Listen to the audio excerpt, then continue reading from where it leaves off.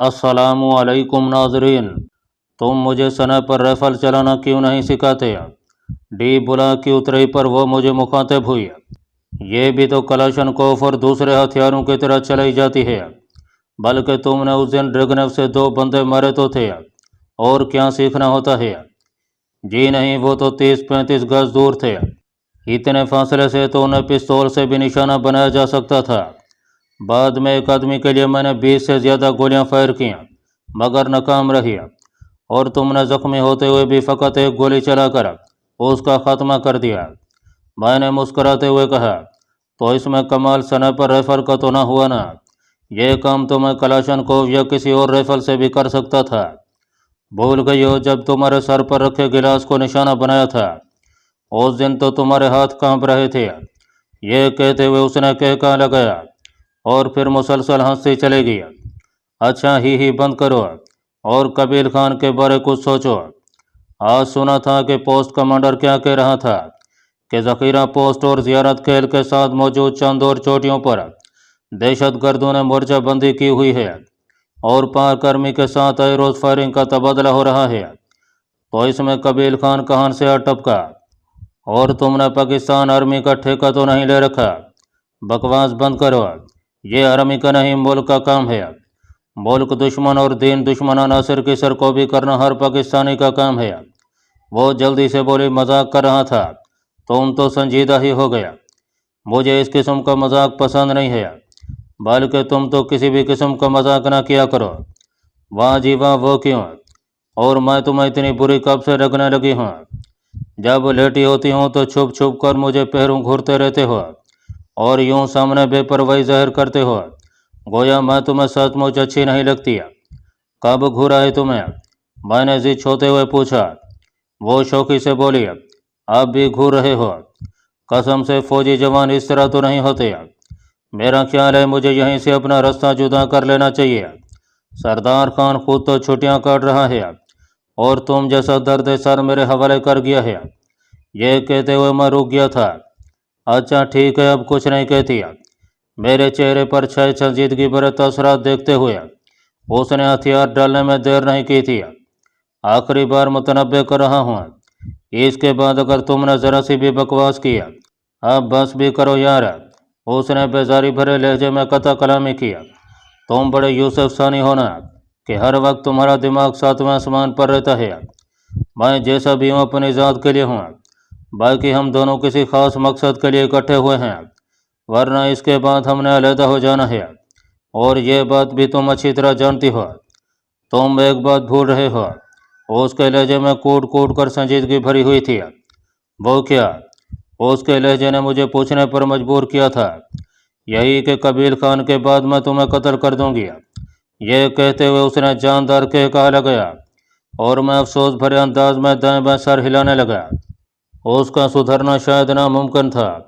वैसे सच कहूँ तो अब मेरा इरादा थोड़ा थोड़ा तब्दील होने लगा है। जब से तुमने मेरे सर पर रखे गिलास को निशाना बनाया है, मेरा जी चाह रहा है कि तुमसे कुछ सीखूं। लेकिन इस बात को हतमी न समझना। हो सकता है मैं अपने पहले इरादे पर ही अमल करना पसंद करूं, और अगर इससे पहले मैंने तुम्हें अपने हाथों से कत्ल कर दिया फिर? वो तुर्की बतुर्की बोली, ऐसा होना बहुत मुश्किल है। मैंने पूछा, क्यों? वो शौकी से बोली, क्योंकि मैं तुम्हें बहुत प्यारी लगती हूँ। मैं तंज़िया अंदाज में हंसा। दिल के बहलाने को गालिब ये ख्याल अच्छा है। हाय रे खुश फहमियाँ। मेरी तंज़िया हंसी पर वो खिल उठी थी। एक बात तो बताओ। उसे खुश होते देखकर मैंने कहा। एक लहजा के लिए अपने पाँव रोकते हुए उसने बेरटम 107 के थैले को कंधे पर दुरुस्त किया और फिर कदम मेरे साथ मिलाते हुए बोली, पूछो, क्या मैं तुम्हें इतना गधा नजर आता हूँ कि तुम पर मर मिटूँ? क्या दुनिया में और औरतें मर गई हैं? वो कहाँ हार मानने वाली थी। फौरन बोली, यही बात मेरी समझ में नहीं आ रही कि आखिर तुम एक ऐसी लड़की के पीछे क्यों पड़ गए हो जो तुम्हें कत्ल करने का इरादा किए हुए है। अगर तुम्हारा यह ख्याल है कि इस तरह मैं तुम्हें कत्ल करने का इरादा तर्क कर दूंगी, तो यह तुम्हारी गलत फहमी है। यह भी खूब रही। हर वक्त अपनी कीमत बताने का शौक तुम्हें चुराया हुआ है और पीछे मैं पड़ा हूँ। इसमें शक ही क्या है? और कीमत तो इसलिए बताई है تاکہ تمہیں معلوم ہو کہ میں کوئی عام لڑکی نہیں ہوں، اور یہ کہ میرے ساتھ شادی کرنے کے لیے تمہیں کتنی کچھ رقم اکٹھا کرنی پڑے گی۔ تمہارے لیے 50 روپے خرچ کرنے والا میری نظر میں بہت بے وقوف ہوگا۔ کجا 50 لاکھ ہے؟ یار کہاں تو ہے تم 50 لاکھ سے چند ہزار کم کر لینا۔ اس ڈیٹ پر میری طنزیہ باتوں کا ذرا بھی اثر نہیں ہو رہا تھا۔ اچھا اس فضول بحث کو چھوڑو اور کوئی کام کی بات کرو۔ کام کی بات یہی ہے کہ جب تک اس خبیث کو جہنم واصل نہیں کر دیتے آرام سے نہیں بیٹھیں گے۔ میں نے پوچھا کوئی منصوبہ بھی ہے یا بس ارادے ہی سے سب کام ہو جائے گا؟ تو بتاؤ نا منصوبہ، منع کس نے کیا ہے؟ میرا تو کوئی بھی مشورہ تمہیں قبول نہیں ہوتا، اور یوں بھی تم بانس ہو، سوچنا تمہارا کام ہے۔ اچھا تمہیں مختلف ہتھیاروں کے بارے کمانڈر نصر اللہ نے سکھایا ہے؟ جسمانی دو پیج کی تربیت بھی کسی استاد نے دی ہوگی، مختلف زبانیں پڑھانے والا بھی کوئی استاد ہوگا۔ ہاں تو پھر؟ مجھے بات ادھوری چھوڑتا دیکھ کر وہ مستفسر ہوئی۔ تو یہ کہ کیا بکواس کرنے کی بھی کوئی کلاس لی ہے یا قدرتی طور پر ہی فضول گو ہو؟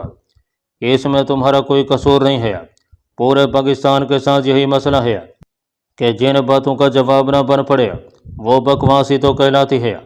عوام کہتی ہے مہنگائی کم کرو، حکمران کہتے ہیں بکواس بند کرو، لوگ کہتے ہیں لوڈ شیڈنگ کا مسئلہ حل کرو، وابڈا کا ادارہ کہتا ہے بکواس بند کرو، مزدور کہتا ہے 400-500 کی دہاڑی سے میرے گھر کا چولہا کیسے جلے گا، سیٹ کہتا ہے بکواس بند کرو، بکواس بند کرو یار۔ اس کی لمبی ہوتی تقریر دیکھ کر میں نے قطع کلامی کیا اور وہ زور زور سے ہنسنے لگی۔ انہی باتوں کے دوران ہم علام خیل کے نالے کے قریب پہنچ گئے تھے۔ شام کا ملک جہاں اندھیرا چھانے لگا تھا۔ پالو شاہ نے سوالیہ نظروں سے میری جانب دیکھتے ہوئے کہا، آج شب یہیں قیام کرتے ہیں اور میں قبیل خان کی سنگن لینے کی کوشش کرتا ہوں۔ قبیل خان کے آدمیوں میں کم از کم 2-3 بندے ایسے موجود ہیں جو تمہیں شکل و صورت سے جانتے ہیں۔ میں نے اسے خبردار کیا، ایک تو تمہیں ہر وقت میری فکر لگی رہتی ہے۔ اس کے لہجے میں شوخی بھری تھی اور میں کچھ کہے بنا وہاں بیٹھنے کی جگہ تلاش کرنے لگا۔ ایک مناسب جگہ دیکھ کر میں نے اپنی پشت پر لدا سفری تھیلا اتارا اور اسی سے ٹیک لگا کر بیٹھ گیا۔ اس نے بھی بیٹھنے کے لیے میرے پہلی ہوئی میں جگہ پسند کی تھی۔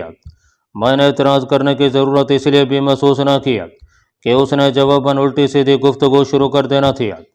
میں نے کہا تھا مجھے سنائپر رائفل سے فائر کرنا سکھا دو۔ گہرا سانس لیتے ہوئے اس نے دوبارہ پرانی راگنی آلاپی۔ میں نے مزاحیہ انداز میں کہا، اچھا قبیل خان کی موت کے بعد سکھا دوں گا، بڑے چلاک ہو۔ میں نے خیز انداز میں کہتے ہوئے وہ مسکرا پڑی۔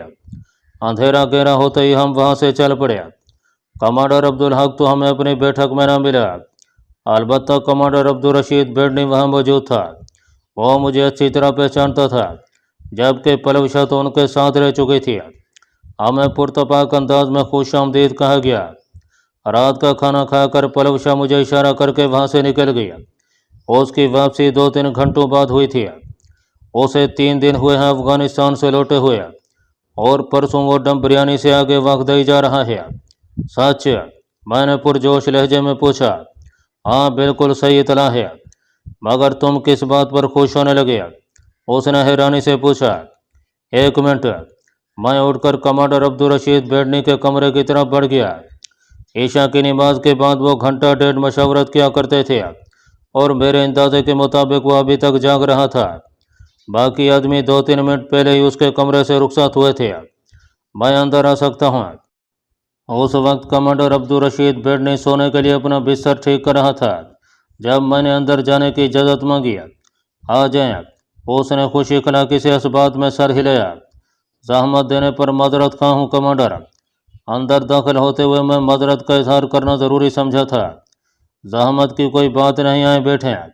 اور قہوہ یا چائے پینا پسند فرمائیں گے؟ نہیں جناب شکریہ۔ میں زمین پر بچھی چٹائی پر بیٹھ گیا۔ حکم کرو۔ وہ اپنے بستر پر بیٹھ گیا۔ اس مرتبہ میں نے اپنی ضرورت اس کے سامنے دہرا دیا۔ ہاں یہ سب کچھ مل جائے گا، لیکن اس کا مالک میں نہیں ہوں، اس لیے معاوضہ ادا کرنا پڑے گا۔ اس نے بے تکلفانہ دل کی بات واضح کر دیا۔ ٹھیک ہے جناب، رقم جتنی کہیں مل جائے گی۔ میں نے اطمینان بھرے انداز میں سر ہلا دیا۔ یہ سامان کس وقت چاہیے ہوگا؟ صبح۔ ये कहकर मैं उसे इजाज़त लेकर वहाँ से निकल आया। पलव शाह बेचैनी से मेरी मुंतज़र थी। तुम कमांडर अब्दुल रशीद बेडनी के पास किस लिए गए थे? मेरे वापस पहुँचते ही उसने पूछा। अगर वो इतना सच है जो तुम मुझ तक पहुँचा चुकी हो तो परसों कबीर खान के खिलाफ कार्रवाई करने का मंसूबा मैंने सोच लिया है। भला वो कैसे? उसने इश्तियाक अमेज़ बेताबी ज़ाहिर किया। पहले तुम ये बताओ कि तुम कबीर खान के साथ मुहावजों की कितनी गाड़ियाँ होती हैं? 4 गाड़ियाँ मुहावजों की और 5वीं उसकी अपनी होती है। 5 गाड़ियाँ डबल केबन हैं और हर गाड़ी में 5 या 6 आदमी होते हैं। मतलब मजमूई तौर पर 25-30 बंदे होते हैं। हाँ, उसने इस बात में सर हिलाते हुए पूछा। अब तुम ये बताओ कि हम 2 आदमी उन 25-30 आदमियों पर कैसे काबू पाएंगे? और मैं उसे अपना मंसूबा बताने लगा। इसमें काफ़ी ख़तरा है। मंसूबा सुनते उसने ख्याल ज़ाहिर किया। मैंने उसकी तरदीद किए बगैर कहा, कबीर खान जैसे खबीस को जहन्नम वसूल करने के लिए ख़तरे तो मोल लेना पड़ते हैं। हों करके वो फ़कत सर हिला कर रह गई थी। इसके बाद हम मंसूबे के जजियात पर गुफ्तगू करने लगे। पलव शाह ने कई बेहतरीन मशवरे दिए थे। वो अमली ज़िंदगी में भी घात छापे की कार्रवाइयों में हिस्सा ले चुकी थी। सुबह रकम अदा करके हमने मुजाहिदीन के ठिकाने से बारूद, डिटोनेटर, रॉकेट लॉन्चर और उसके 4 रॉकेट लेकर मंसूबे में तय की हुई जगह की तरफ चल पड़े। रॉकेट लॉन्चर हमने मुस्तार लिया था, जो कार्रवाई के बाद कमांडर अब्दुल रशीद बेडनी को वापस करना था। अलबत्ता बारूद और रॉकेट हमें मुआवजा देकर लेने पड़े थे। 2 अदद कलाशन कोफें पेराटेम 107 और 2 अदद पिस्टल भी हमारे पास मौजूद थे। 4-5 घंटे मुसलसल सफ़र करने के बाद हम मखसूस मकाम पर पहुंच गए थे। मलिक सकलैन खान के बेटे की शादी में जाते हुए यह जगह मेरी नज़र में आई थी। अब जब कबीर खान के जाने की बाबत मालूम हुआ तो मैंने फ़ौरन एक ख़तरा मोल लेने का फ़ैसला कर लिया। अगर सरदार हमारे साथ होता तो ये मंसूबा और ज़्यादा कामयाब हो सकता था। हम 3 मिलकर ज़्यादा बेहतर तरीके से ये घात लगा सकते थे, लेकिन उसकी गैर मौजूदगी मुझे अपने इरादे से बाज ना रख सकी। यूँ भी पलव शाह एक बेहतरीन साथी थी।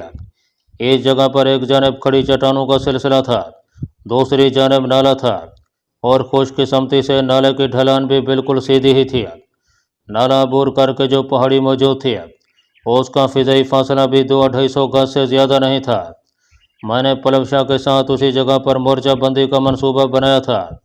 दिन की रोशनी में हमने पत्थरों की मदद से अपने लिए 2-3 मोर्चे बनाए और शाम होते ही मैं सड़क के ऊपर मखसूस जगहों पर बारूद लगाने लगा। अपने मोर्चों से उस जगह का फासला वगैरह मैंने लेज़र रेंज फाइंडर की मदद से नाप लिया था। बारूद लगाते वक्त पलव शाह ने भी मदद की थी। वो इन कामों की अच्छी खासी माहिर थी। उसने किसी भी कदम पर मुझे सरदार की कमी महसूस नहीं होने दी थी। पलव शाह से पता चला था कि कबीर खान की गाड़ी के आगे और पीछे मुहावजों की 2-2 गाड़ियाँ होती थीं और उसकी गाड़ी दरमियान में होती थी। चूँकि तमाम गाड़ियों का रंग काला था, इसलिए हम गाड़ियों की तरतीब ही से उस गाड़ी को पहचान सकते थे। खुद उसने कबीर खान की फ़कत तस्वीर ही देखी थी।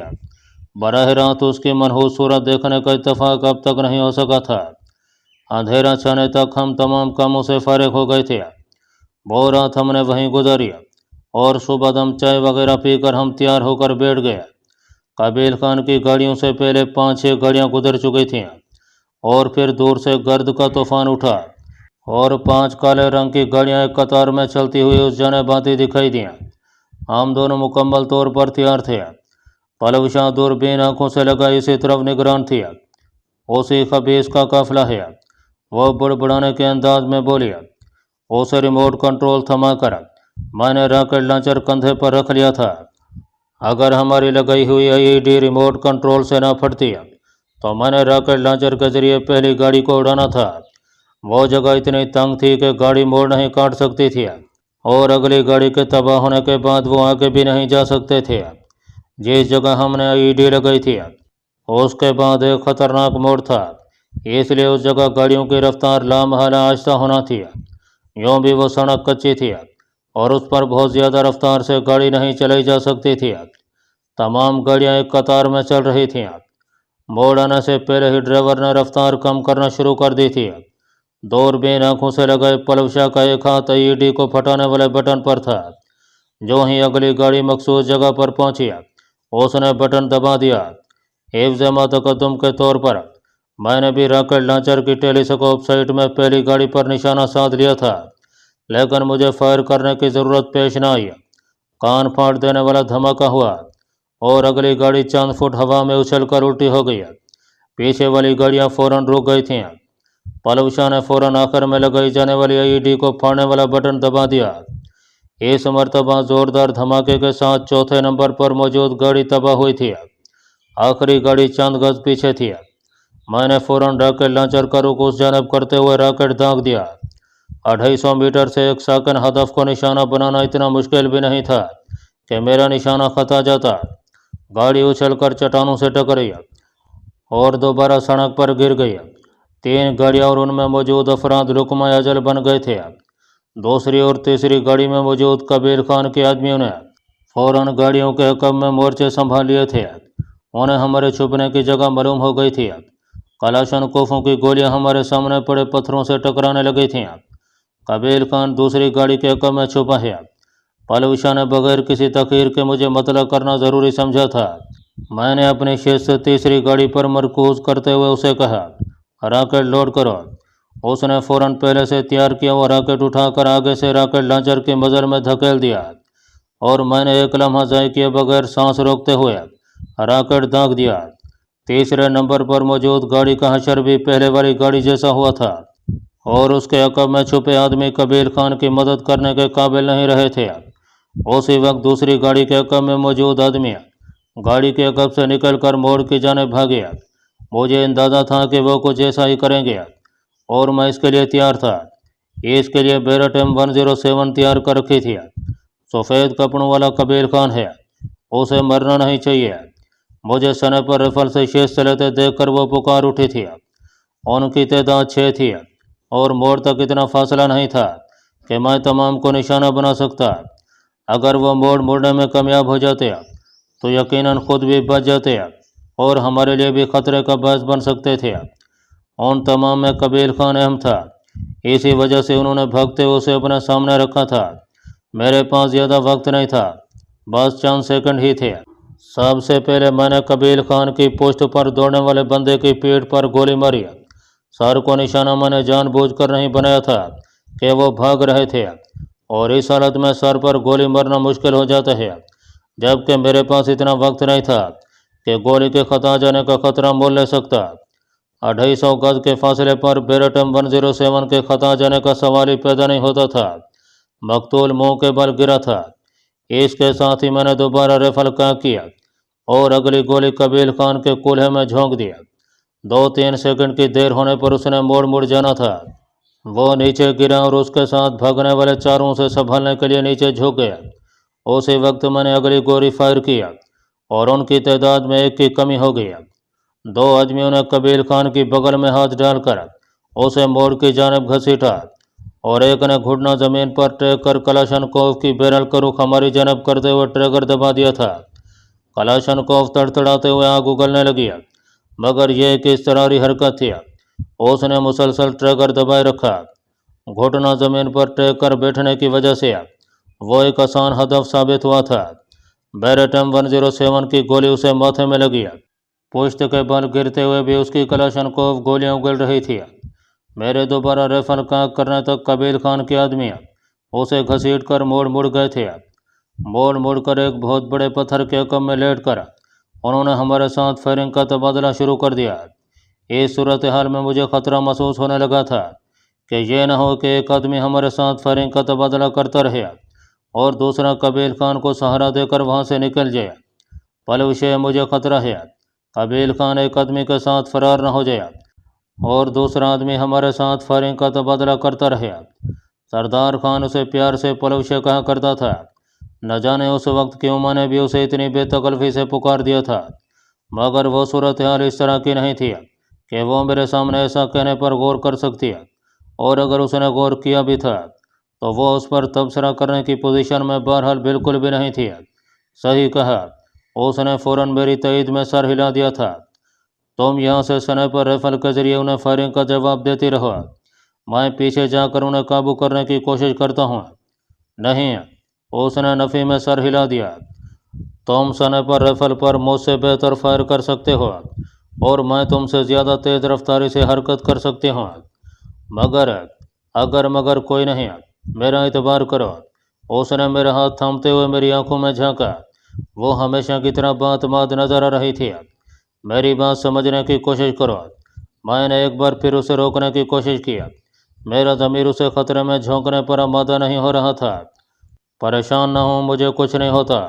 उसने एक ही काम जेब में डाला और कलाशनकोफ हाथ में पकड़ते हुए बोली, आई काम ऑन कर लेना, चैनल नंबर 11।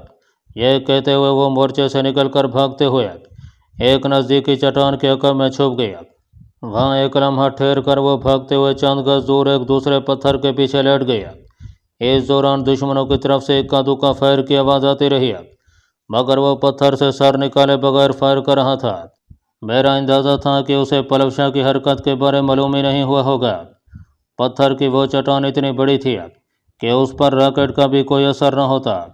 मैं स्नाइपर राइफल की टेलीस्कोप साइट में से देखते हुए उस पत्थर पर अपने शेष मरकूज कर दिया, मगर लगता यही था कि कबीर खान वहाँ से फरार होने की कोशिश में था और एक आदमी उसने पत्थर के अकब में सिर्फ अपने अकब को महफूज रखने के लिए छोड़ दिया था, और शायद उस आदमी को भी अच्छी तरह यह समझा दिया था कि उसका कोई उज़ू नज़र आने की सूरत में वो जिस्म का हिस्सा नहीं रहेगा। ऐसा यकीनन इस वजह से हुआ होगा कि उन दिनों मैं कबीर खान के एक ऐसे दुश्मन के रूप में सामने आ रहा था जो मुसलसल उस पर हमले कर रहा था और मेरी निशानाबाजी मुबारक आमेज वाक़यात के साथ पेश की जा रही थी। यह सारा अंदाज़ा मैं इस बिना पर लगा रहा था कि चट्टान के अकब में छुपा हुआ दुश्मन अपने हाथ तक को पत्थर के अकब से नहीं निकाल रहा था।